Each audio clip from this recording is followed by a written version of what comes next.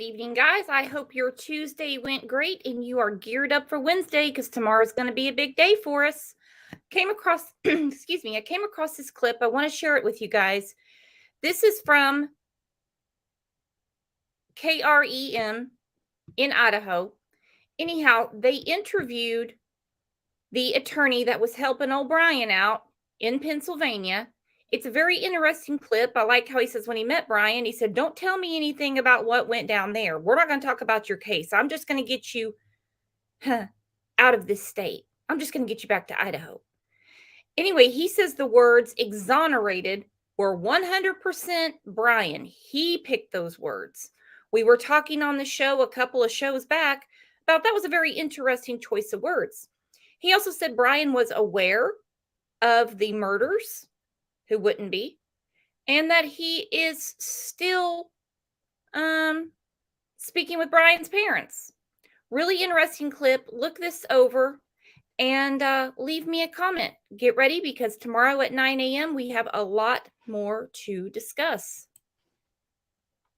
To dig deeper, KREM 2 spoke with the suspected murderer's Pennsylvania public defender. He represented him from the moment he was arrested in Monroe County until he was passed off to Idaho's jurisdiction.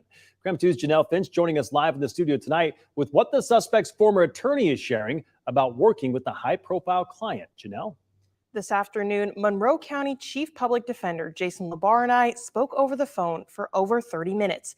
In that conversation, we talked about the first moment he met his future client, all the way up until he was taken out of his hands and transported to Idaho to face his charges.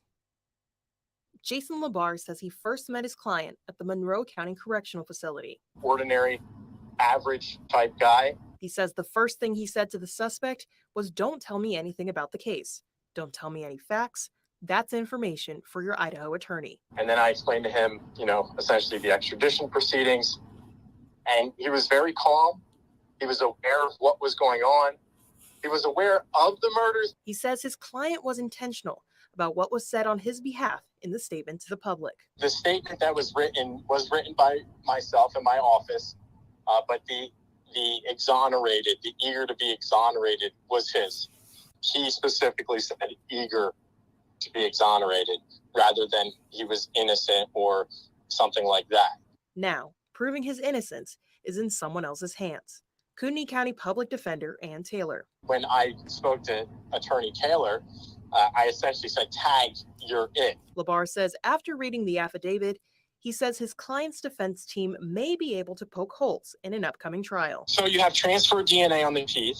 Transfer DNA can stay on an item for up to at least a year if no one else touches it or it's unblemished or something like that. So, that doesn't place him at the scene on the day of the crime. Certainly it's suspicious that he turns his cell phone off, but cell phone tower pings are unreliable at best.